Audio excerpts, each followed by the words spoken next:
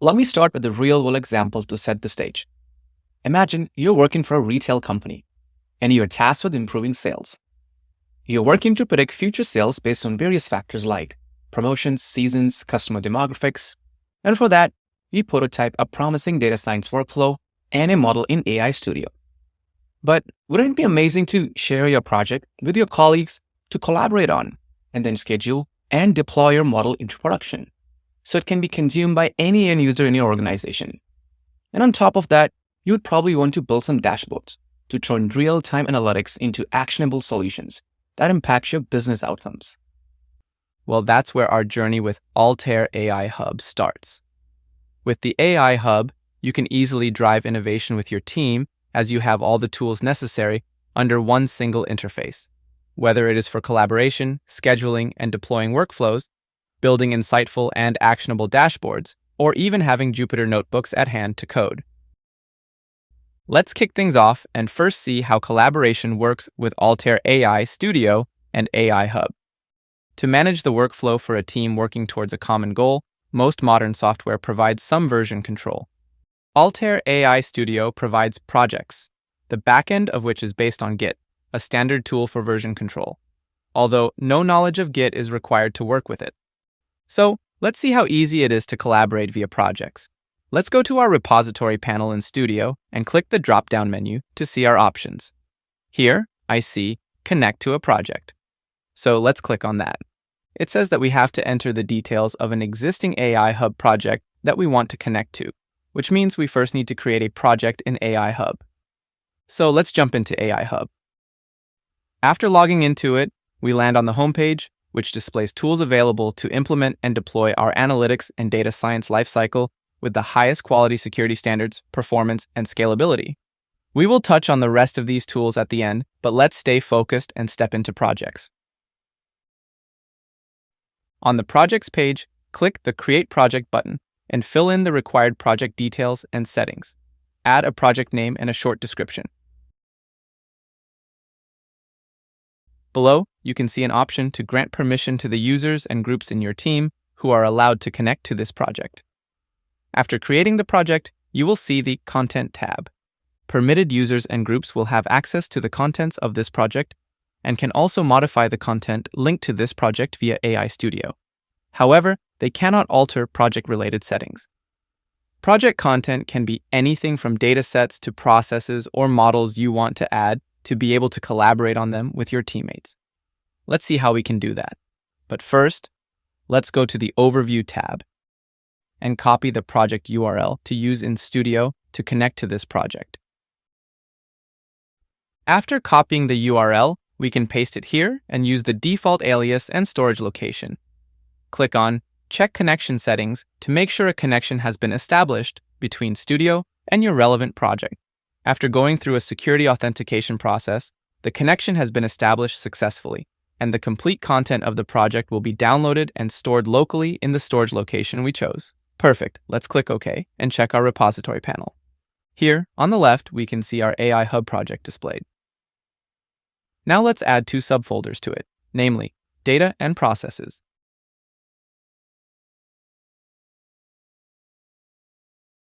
Next, we will copy our customer data from the Training Resources repository and paste it into the data folder of our project.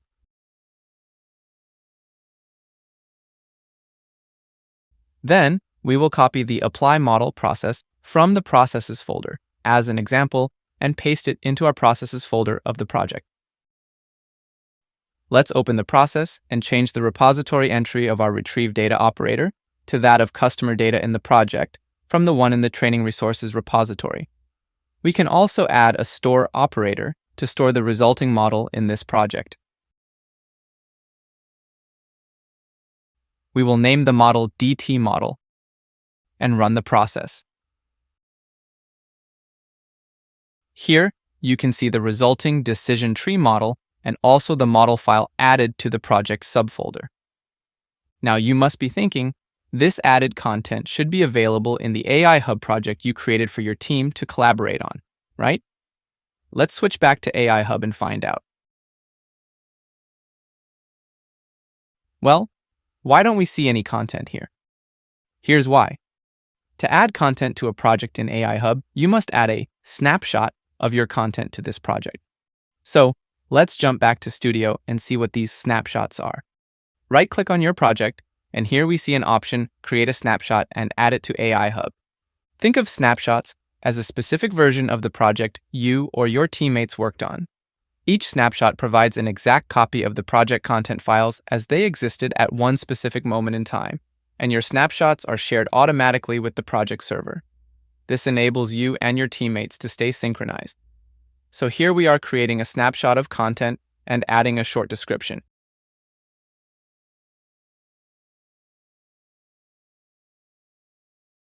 Here, we can see the snapshot history, which will populate every time you or your teammates create a snapshot.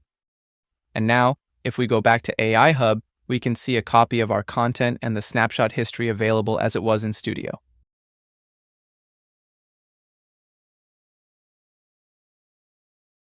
Note that within a project, you can change as many processes and models as you like and save them locally.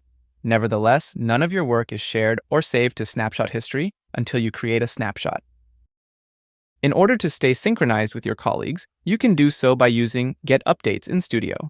Selecting Get Updates updates your copy of the project, where all existing snapshots of a project, both yours and your colleagues, are collected.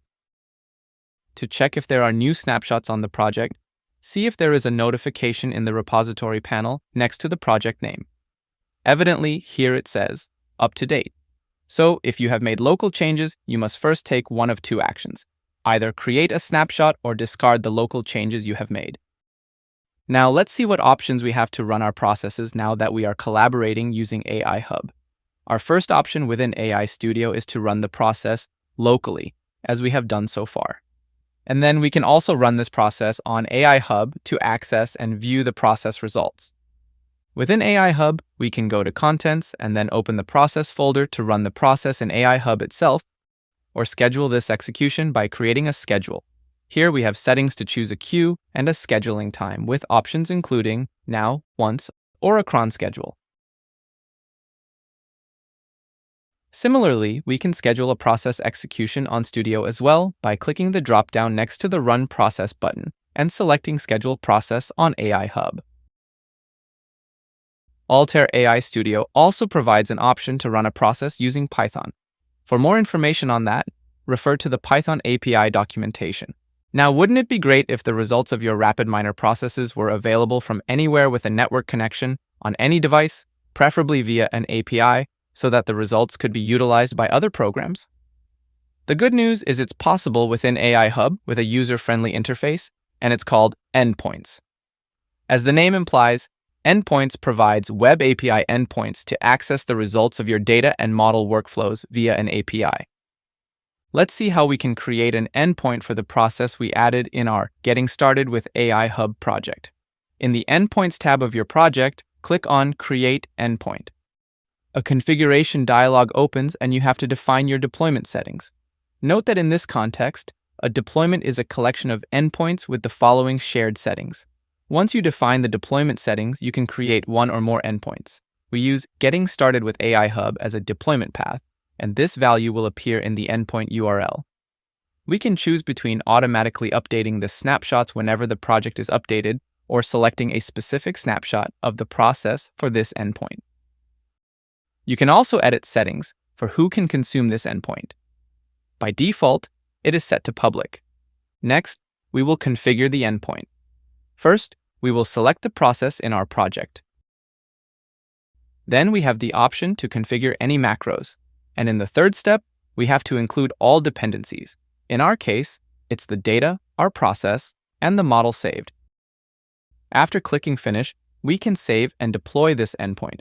And we can view that endpoint listed in our project under the Endpoints tab, where we also have the option to test it. So let's try it out. Click on Test, and then we can add a dummy test value of data, let's say age 46. And when we click Run Test, we can see the endpoint returning the test result. Well, that was a light example, but in another video, we will explain how endpoints can be utilized for real data science use cases, where our endpoint displays a predicted result. Let's go back to the AI Hub homepage. In this video, we learned how to use projects to collaborate, executions to schedule and manage processes and jobs, and endpoints to deploy our process and access its results. In other videos, we will cover how you can further boost your analytics and data science workflows using Panopticon, Grafana dashboards, and Jupyter notebooks. Thank you very much for watching.